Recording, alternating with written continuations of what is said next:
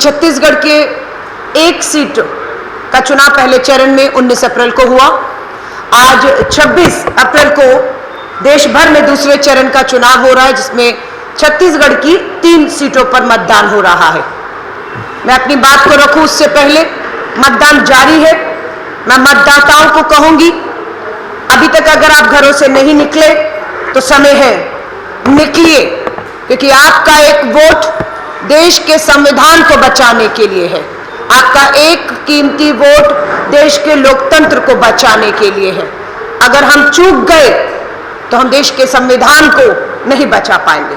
हम लोगों के हक और अधिकारों को जो संविधान में दिए गए हैं, लोकतंत्र की उन आवाजों को जिसको देश में बैठी एक तानाशाह सरकार कुचल रही है, उसे हम नहीं बचा पाएंगे। तो मैं अपील करूंगी उन लोगों से जो 3 लोकसभाओं में आज मतदान कर रहे हैं।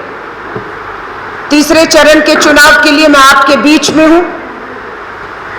पार्टी ने मुझे स्टार कैंपेनर की तौर पर छत्तीसगढ़ भेजा है। कोशिश है 4 लोकसभाएं जो 7 मई तीसरे चरण में मतदान करेंगी, चारों में मैं जा पाऊं, जिसमें आपकी रायपुर लोकसभा, बिलासपुर लोकसभा, दुर्ग लोकसभा, कोरबा लोकसभा शामिल है। 3 दिवसीय मेरा दौरा है। अभी सीधा दिल्ली से यहां पहुंचकर आपसे पहली वार्ता कर रही हूं और यहां से मैं आगे के लिए भिलाई दुर्ग के लिए निकल जाऊंगी। अगर आप मुझसे पूछेंगे तो मैं पिछले कुछ दिनों से कहीं या 1 महीने में कम से कम 22 राज्यों से होकर गुजरी हूं। अभी अगर आप कहेंगे, मैं दक्षिण भारत के केरला से कहें, जहां आज 20 की 20 सीटों पर वोट हो रहा है, वहां से आप मुझे जम्मू और कश्मीर कहें, वहां गए। वहां से मैं पंजाब हरियाणा के चंडीगढ़ होते हुए सीधा आपके रायपुर छत्तीसगढ़ आई हूं। इसके बाद गोवा, असम, गुवाहाटी की सीटों पर तीसरे चरण के चुनाव के लिए निकलूंगी। आप सच कर जानना चाहेंगे तो हकीकत यह है कि पूरे देश में भाजपा की कहीं कोई लहर नहीं है। भाजपा का 400 सीटों का दावा खोखला साबित हो रहा है। 10 साल कुशासन के, 10 साल अन्यायकाल के, 10 साल आपके तानाशाही के गुजरे। ये चुनाव देश का चुनाव है। यहां मुद्दे राष्ट्रीय मुद्दे हैं। एक तरफ अन्याय के 10 साल, दूसरी तरफ कांग्रेस श्री राहुल गांधी जी की 10,000 किलोमीटर की भारत जोड़ो और भारत जोड़ो न्याय यात्रा है। यह महसूस हो रहा है हमें कि 10 साल के भाजपा के अन्याय काल पर कांग्रेस की 10,000 किलोमीटर की यात्रा भारी पड़ रही है। भाजपा का जुमला पत्र बंद कमरे में बीच चुनाव में 10 दिन में तैयार किया गया। वही गर्व होता है बताते हुए कि कांग्रेस का घोषणा पत्र, जिसे हम न्याय पत्र कह रहे हैं, ये 10,000 किलोमीटर की भारत जोड़ो यात्रा और भारत जोड़ो न्याय यात्रा, जो कन्याकुमारी से कश्मीर तक कहूं या मणिपुर से महाराष्ट्र तक कहूं, वहां पर जो भी किसान कहे, बेरोजगार युवा कहे, सरहद का जवान कहे, महिलाएं कहे, हर तबका मिला, उनके साथ हो रहा 10 साल का अन्याय को सुना गया और न्याय पत्र में उसका जिक्र किया गया है। प्रधानमंत्री जी डरे हुए हैं सामने अपनी हार को देखकर, बौखला गए हैं। प्रधानमंत्री जी झूठ बोल रहे हैं कि कांग्रेस के न्याय पत्र में मुस्लिम लीग, मुसलमानों को संपत्तियां देना, हिंदू मुस्लिम करना, पता नहीं क्या क्या आरोप बौखलाहट में लगाए चले जा रहे हैं। भारतीय राष्ट्रीय कांग्रेस के राष्ट्रीय अध्यक्ष मल्लिकार्जुन खड़गे साहब ने प्रधानमंत्री जी से लिखित में मिलने का समय मांगा है, ताकि ये कॉपी मेरे हाथ में है जो सार्वजनिक है। हम प्रधानमंत्री जी के सामने ये कॉपी पढ़ देना चाहते हैं देश के सामने, और पूछना चाहते हैं प्रधानमंत्री जी, कांग्रेस के इस घोषणा पत्र न्याय पत्र के कौन से पन्ने पर जो झूठ आप बोल रहे हैं वो लिखा हुआ है। सच्चाई यह है कि भाजपा की हार अब कोई रोक नहीं सकता। उत्तर भारत में भाजपा को भारी सीटों का नुकसान हो रहा है। राजस्थान, मध्य प्रदेश, छत्तीसगढ़, गुजरात, ये ऐसे राज्य थे अधिकतर जहां पर सारी की सारी, अगर मैं कहूं राजस्थान से आ रही हूं, अभी उसके दूसरे चरण में सारी सीटों का चुनाव 25 की 25 हो गया है, हो रहा है। भारी सीटों का नुकसान वहां पर हो रहा है उन्हें। उसकी भरपाई प्रधानमंत्री जी दक्षिण भारत की सड़कों की खाक छान कर करना चाहते हैं। सच्चाई यह है कि तमिलनाडु में पौंडीचेरी सहित 40 सीटों का चुनाव हो चुका है। आज दक्षिण भारत के केरला की 20 सीटों पर चुनाव हो रहा है। तेलंगाना, आंध्र प्रदेश, कर्नाटक में कांग्रेस की हाल ही में सरकार बनी, कर्नाटक तेलंगाना में भाजपा का कोई वहां पर आने की गुंजाइश नहीं है। यानी कि जो नुकसान उत्तर भारत का है वो दक्षिण भारत में भरपाई होते हुए कहीं नहीं दिख रहा है। इंडिया अलायंस मजबूती के साथ मुद्दों को लेकर आगे बढ़ रही है और हमें पूरा भरोसा है कि भाजपा को हम 180 से 200 सीटों से नीचे रोकने में कामयाब हो जाएंगे। और कांग्रेस इंडिया अलायंस की, खुद कांग्रेस ने अपने दम पर 317 उम्मीदवार लगभग घोषित कर दिए हैं, जिसमें सीधा मुकाबला भाजपा और कांग्रेस में है। बाकी सीटों पर इंडिया अलायंस के हमारे उम्मीदवार खड़े हुए हैं। मैं फिर कहूंगी, 5 न्याय 25 गारंटी पर कांग्रेस ये चुनाव लड़ रही है। 5 न्याय, पहला नारी न्याय, युवा न्याय, किसान न्याय, श्रमिक मजदूर न्याय और भागीदारी न्याय, 5 न्याय और 25 गारंटी के साथ हम मैदान पर हैं। प्रधानमंत्री जी भाजपा आरएसएस की हिम्मत नहीं हो रही कि कांग्रेस के इन 5 मुद्दों के ऊपर बहस कर सके। किसान न्याय की बात करूं, 2022 में आय दुगनी होनी थी, आय दुगनी हुई। आज आपका समय है जवाब देने का, प्रधानमंत्री जी सवाल उठाने का, सवाल पूछने का हक आपको नहीं है। आप 10 साल से पूर्ण बहुमत की एक सरकार डबल इंजनों की चला रहे हैं। आज आप जवाब दीजिए, किसान की आय दुगनी क्यों नहीं हुई? सच्चाई है कि किसान का कर्ज दुगना हुआ है। किसान के कृषि उपकरणों पर आजादी के बाद पहली बार हुआ कि जीएसटी कर और टैक्स लगा दिए गए हैं। हमारा न्याय पत्र किसानों के लिए क्या कहता है?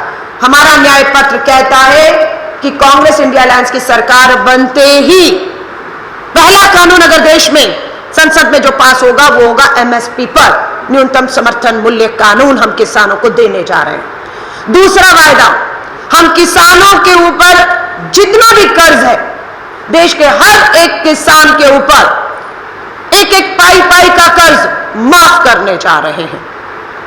जो पूछते हैं पैसा कहां से आएगा, जब हमने किसानों का डॉक्टर मनमोहन सिंह जी की सरकार में 70,000 करोड़ माफ किया था, चंद पैसा तब भी था, पैसा अब भी है। अगर आपके पूंजीपति मित्रों का 16 लाख करोड़ माफ किया जा सकता तो वो पैसा कहां से था? अगर उनका माफ हो सकता है तो अन्नदाता का भी माफ हो सकता है। तो एमएसपी पे कानून देना, कर्ज पूरा माफ करना, किसान के कृषि उपकरणों को कर मुक्त करना, जीएसटी मुक्त, 0, ताकि किसान आत्महत्या ना करे और किसान अपने खेत और हल। दूसरी तरफ भाजपा आज भी किसान दोबारा आंदोलन कर रहा है, दिल्ली की दहलीज पर बैठा हुआ है। हरियाणा चंडीगढ़ अदालत को, हाईकोर्ट को कहना पड़ा सरकार को कि ये किसान है, अन्नदाता है, आतंकी नहीं है। आप गोलियां चला रहे हैं, दीवारें खड़ी कर रहे हैं, खाइयां खोद रहे हैं ताकि वो किसान आपकी दिल्ली की दहलीज पर अपना हक मांगने ना पाए। आविष्कार हुआ है इस बार कि ड्रोन से, विदेशों से लाए गए ड्रोन से सफलतापूर्ण आंसू गैस के गोले कैसे किसानों पर छोड़े जा सकते हैं। किसान घायल है, न्याय मांग रहा है। पहला न्याय किसान अन्नदाता को लेकर पूरे देश का राष्ट्रीय मुद्दा है जिस पे मैं बात कर रही हूं। दूसरा, युवा न्याय पर मैं आऊंगी। 2 करोड़ नौकरी हर साल, 10 साल में 20 करोड़ युवाओं को नौकरी मिलनी थी।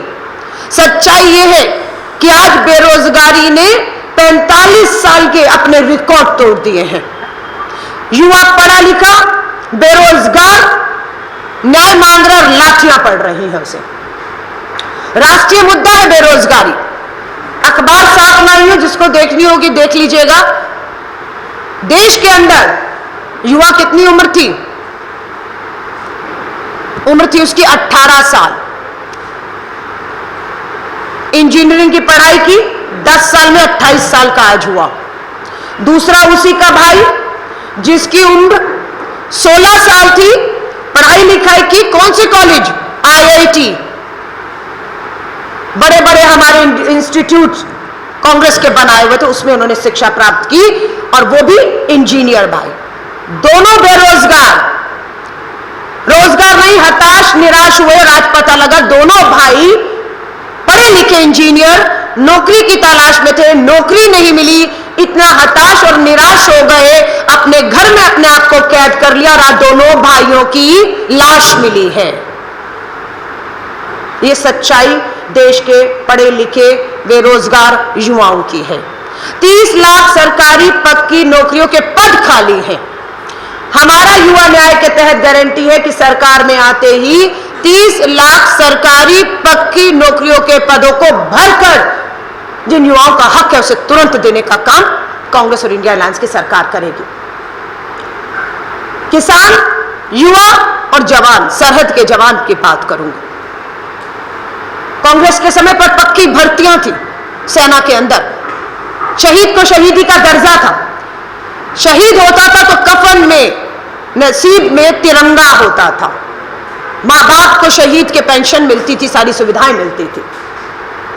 अग्निपथ भर्ती योजना, अग्निवीर भर्ती कर रहे हैं, 4 साल की ठेके की नौकरी देकर कम से कम 2 लाख युवा ऐसे हैं जिन्होंने शारीरिक, मानसिक सारी परीक्षाएं, इम्तिहान पास करके सेना की भर्ती का इंतजार था। पता लगा कि सेना की भर्ती रद्द हो गई है, ठेके की 4 साल की अग्निपथ भर्ती योजना आ गई है। अमृतपाल सिंह, पंजाब का इकलौता बेटा, 19 साल की उम्र में अग्निवीर बनकर अग्निपथ भर्ती में शामिल हुआ। पीठ में नहीं, सीने में गोली खाई, शव घर पहुंचता है, अमृतपाल सिंह लिखा है, शहीद अमृतपाल सिंह नहीं लिखा।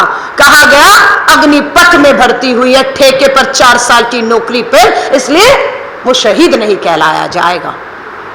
कॉफिन से कफन निकाला गया, उसका शव, तिरंगा नहीं था कफन में, सफेद कफन में थी। बोला नहीं सफेद कफन मिलेगा, तिरंगा नसीब नहीं हुआ।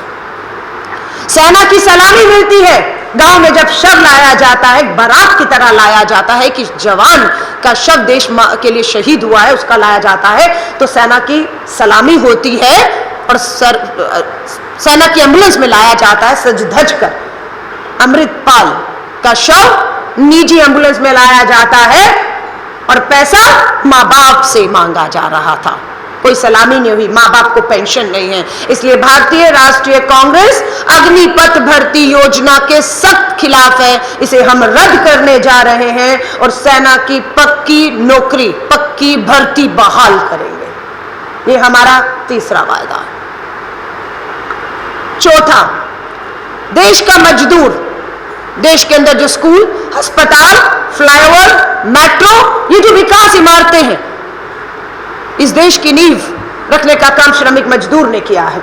आज मनरेगा का मजदूर हो या दूसरा मजदूर हो, महंगाई और बेरोजगारी में उसका हक, न्यूनतम मजदूरी नहीं मिल रही है। हमारा वायदा है कि देश के हर गरीब मजदूर श्रमिक को श्रमिक न्याय के तहत न्यूनतम मजदूरी कानून लाकर 400 रुपया दिहाड़ी देने का हमारा वायदा है।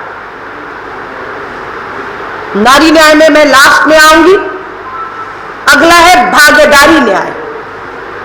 भागीदारी न्याय में हमारा कहना है कि हम जातीय जनगणना जो भाजपा की सरकार 10 साल से नहीं करा रही है, हम वो देश के अंदर जनगणना कराने जा रहे हैं।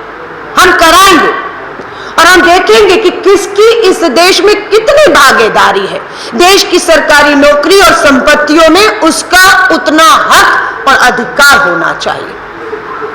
लेकिन देखने में आ रहा है कि जातीय जनगणना को रोककर केंद्र की भाजपा सरकार मात्र चंद पूंजीपति मित्रों की जेब की सरकार बनकर रह गई है। देश की सारी संपत्तियां हो, उद्योग इंडस्ट्री हो, एयरपोर्ट हो, रेलवे हो, खदानी हो, सब अपने पूंजीपति मित्रों को सौंपकर छोटा व्यापारी, एमएसएमई बर्बाद कर दिया देश को। हमारा यही कहना है कि छोटे कुटीर लघु उद्योगों को हम बढ़ावा देंगे। 5,000 करोड़ का फंड कांग्रेस इंड इंडिया अलायंस की सरकार लाएगी। युवा अप्रेंटिसशिप योजना ला रहे हैं। क्या है ये योजना? ये योजना कहती है कि जो पढ़ा लिखा युवा है उसे हम 1 साल की फ्री में ट्रेनिंग, बड़े उद्योग और इंडस्ट्री में जो माल बनता है, जो काम होता है, जो मशीन चलती है, हम उन युवाओं को 1 साल की उस बड़े उद्योग इंडस्ट्री में ट्रेनिंग फ्री की दिलवाएंगे और उसकी ट्रेनिंग पूरी होने के बाद उस युवा के हाथ में 1 लाख रुपया रखेंगे, ताकि जो ट्रेनिंग, जो प्रशिक्षण उसने लिया है वो इस 1 लाख की मदद से अपना शुरुआत अपने काम की छोटे छोटे उद्योगों से कर पाए। अंतिम है जिसमें मुझे सबसे पहले बोलना चाहिए था, लेकिन राष्ट्र का चुनाव है, अब इसमें नारी न्याय के ऊपर आती हूं। भारतीय राष्ट्रीय महिला कांग्रेस की राष्ट्रीय अध्यक्ष हूं। उम्मीद कर रहे थे, केंद्र की पूर्ण बहुमत की सरकार 14 में आ गई थी। महिला आरक्षण कानून कांग्रेस के समय में राज्यसभा से पारित हुआ था। 1 मिनट लगना था लोकसभा में 2014 में आ जाता, पारित होता, और आज की सच्चाई होती कि देश की 180 लोकसभा सीटों पर आधी आबादी चुनाव लड़ती, जीतती और 24 में संसद पहुंचती। आधी आबादी पूरा हक, इससे वंचित रखने का काम, उन्हें धोखा देने का काम केंद्र की भाजपा सरकार, प्रधानमंत्री जी आपने किया है। कानून आ गया है, 10 साल के लंबे इंतजार के बाद कानून आ गया, लेकिन लागू नहीं हो रहा है। क्यों लागू नहीं किया आपने, हम पूछना चाहते हैं। क्या डर था आपको? क्यों आपने महिलाओं को उसके हक और अधिकार से वंचित रख दिया? जो कहते हैं कांग्रेस ने क्या किया है, आज 14 लाख बहनें पंचायतों में पंच और सरपंच बनी हुई हैं। नगर निगमों में 50% बहनें नगर निगम पार्षद और मेयर बनी हुई हैं, और देश और अपने स्थानीय विकास में भूमिका निभा रही हैं। ये किसकी देन है? लोकसभा आपकी जिम्मेदारी थी और आपने धोखा किया, वंचित रख दिया। महिला आरक्षण के अंदर कांग्रेस की मांग है और हम इसे करेंगे कि 24 की सरकार बनते ही महिला आरक्षण में ओबीसी महिलाओं को उनका हक और अधिकार मिलेगा। अभी हम देख रहे हैं विधानसभाओं में, लोकसभा की जो सीटें हैं उसमें SC ST रिजर्वेशन है, लेकिन हम आने वाले लोकसभा की आरक्षित सीटों में ओबीसी बहनों को उनका हक देने की बात कर रहे हैं। महंगाई, प्रधानमंत्री जी हमारे घोषणा पत्र, न्याय पत्र को बिना पढ़े मुस्लिम लीग, हिंदू मुस्लिम सारी संपत्तियां देश की 70-75% आबादी मेरी जैसे हिंदुओं की छीन कर मुसलमानों को देने वाले हैं। ये झूठ बोलकर बहनों का मंगलसूत्र खतरे में है। मंगलसूत्र तो एक और बहन गुजरात में पहन बैठी हुई है, वो बहन के गले में मंगलसूत्र है, अभी भी है। अभी मैंने तस्वीर उसकी लेटेस्ट देखी है, उसका मंगलसूत्र कहाँ है? देश की कौन से सर्वोच्च पद पर बैठा है, उस बहन को न्याय मिला, उसको हक मिला, अधिकार मिला, उसकी जगह मिली। प्रधानमंत्री जी अपने भाषणों में देश को डराने का काम कर रहे हैं। हिंदुओं जागो, सारी संपत्ति, अरे सारी संपत्ति तो तुम्हारे पूंजीपति मित्र लूट ले गए। सुप्रीम कोर्ट में अगर इलेक्टोरल बॉन्ड का खुलासा ना होता तो पता नहीं चलता प्रधानमंत्री जी भाजपा RSS जिस गाय माता के नाम पर वोट मांग रही है, गौ हत्या की बात कर रही है, इलेक्टोरल बॉन्ड का खुलासा सुप्रीम कोर्ट ने किया तो भाजपा बेनकाब हुई कि 200 करोड़ से अधिक का चंदा उन बुच्चड़ खानों से, उनके मालिकों से आपने लिया जहां पर गाय माता काटी जाती है, आपने चंदे लिए हैं। यह सच्चाई है प्रधानमंत्री जी, इसीलिए आप इलेक्टोरल बॉन्ड का खुलासा नहीं होने देना चाहते थे, लेकिन सुप्रीम कोर्ट ने बेनकाब किया है कि कब कब कहां से किसका चंदा दो धंधा लो। इलेक्टोरल बॉन्ड ने खोलकर रख दिया है कि जिन्होंने चंदे दिए उन्हीं को धंधे मिले हैं। देश का गरीब बेरोजगार पढ़ा लिखा इन्हें चंदा नहीं दे पाया, इसलिए उसके लिए कोई रोजगार धंधा नहीं है। चंदा दो धंधा दो, लो धंधा है अब चंदा दो, यानी कि कमीशन दो। तुम्हारी उद्योग इंडस्ट्री हमारी वजह से चल रही है, इसलिए अब धंधा है तो अब चंदा दो। तो ये धंधा दो चंदा लो ये खेल इलेक्टोरल बॉन्ड में चल रहा था जो भाजपा बेनकाब हुई। हमने आवाज उठाई लोकतंत्र में और हम पर हमला हुआ। झारखंड के चुने हुए मुख्यमंत्री को बीच चुनाव में जेल में डाल दिया। दिल्ली के चुने हुए मुख्यमंत्री को बीच चुनाव में जेल में डाल दिया गया। इनकम टैक्स की रेड में कांग्रेस के खातों को सीज कर दिया गया। भारी जुर्माने लगा दिए गए। हमारे पास पैसा नहीं है चुनाव लड़ने का। राहुल गांधी जी लोकतंत्र की आवाज बनकर बोल रहे थे। पहले 150 सांसदों को निलंबित कर दिया, लोकतंत्र की आवाज कुचल दी। राहुल गांधी जी की एसपीजी सुरक्षा छीनी, राहुल गांधी जी का सरकारी आवास छीना, राहुल गांधी जी की सदस्यता वायनाड से लोकसभा की छीनी। 2 साल जेल भेजने की तैयारी थी, लेकिन वो राहुल गांधी ने लोकतंत्र की आवाज को कुचलने और दबने नहीं दिया और भारत जोड़ो यात्रा के माध्यम से लोकतंत्र की आवाजों को जिंदा रखा। ये चुनाव देश की बेटियों की रक्षा का चुनाव है। बेटी बचाओ का नारा दिया। आज सबकी नजर है कि ब्रजभूषण शरण का उम्मीदवारी मोदी जी ने अभी घोषित नहीं की है। कौन है ब्रजभूषण शरण? भाजपा का सांसद है। यौन उत्पीड़न के गंभीर आरोप लगाने वाली हरियाणा की हमारी पहलवान बेटी, ओलंपिक में स्वर्ण पदक जीतने वाली साक्षी मलिक है। भाजपा सोच विचार कर रही है कि बेटी के साथ दिखे या बेटी के अपराधियों के साथ दिखे। देश की नजर है, आज देखना चाहते हैं कि ब्रजभूषण को टिकट मिलती है या हमारी बेटियों की जीत होती है। आज देश के ये मुद्दे खड़े हुए हैं। ये चुनाव राष्ट्र का चुनाव है। राज्यों के चुनाव हुए हैं, राजस्थान, मध्य प्रदेश, छत्तीसगढ़, सब जगह चुनाव हुए हैं, क्षेत्रीय मुद्दों पर हुए हैं। लेकिन ये चुनाव देश का चुनाव है। ये चुनाव देश के संविधान को बचाने का चुनाव है। भाजपा ने पूरी तैयारी कर ली है बाबा साहब अंबेडकर के संविधान को आरएसएस के संविधान से बदलने की। सत्ता में आए या ना आए, कांग्रेस आंदोलन छोड़ेगी नहीं और कभी किसी कीमत पर बाबा साहब अंबेडकर के संविधान को आरएसएस के संविधान से बदलने नहीं देगी। क्या कहता है आरएसएस का संविधान और भाजपा का घोषणा पत्र? 1 नेशन 1 इलेक्शन, 1 नेशन 1 इलेक्शन। सच्चाई यह है 1 नेशन नो इलेक्शन, एक देश कोई चुनाव नहीं। मैं पत्रकार साथियों से पूछती हूं, संभव है 140 करोड़ का भारत, देश में इतनी पंचायतें हैं, स्थानीय निकाय हैं, नगर निगम है, मेयर है, विधानसभाएं हैं, एमएलसी के चुनाव हैं, देश का चुनाव, एक नेशन एक चुनाव। अगर दम होता तो एक ही चुनाव लोकसभा का एक चरण में कम से कम करके दिखा देते, यही साबित हो जाता। लेकिन पूर्व राष्ट्रपति राम कोविंद जी को कमेटी का चेयरमैन बना दिया गया है। कमेटी बंद कमरे में 2 लोग फैसला कर रहे हैं, 1 नेशन 1 इलेक्शन, संविधान बदलेगा, लोगों के हक, अधिकार, आजादी पर हमला। तो ये हम होने नहीं देंगे। ये लड़ाई मैं फिर अपनी अंतिम बात को रख रही हूं। ये चुनाव देश के राष्ट्रीय मुद्दों पर लड़ा जाएगा।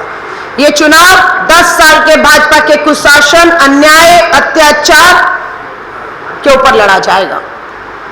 ये चुनाव महंगाई, बेरोजगारी, किसान, जवान, महिला पर लड़ा जाएगा।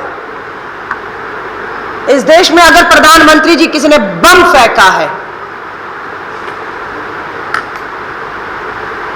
एक बम होता है, आतंकी हमले करते हैं, बम फेंकते हैं, जहां बम गिरता है वहां के लोग घायल होते हैं। लेकिन प्रधानमंत्री जी, आपने जो बम फेंका है उससे एक आधा घायल नहीं हुआ।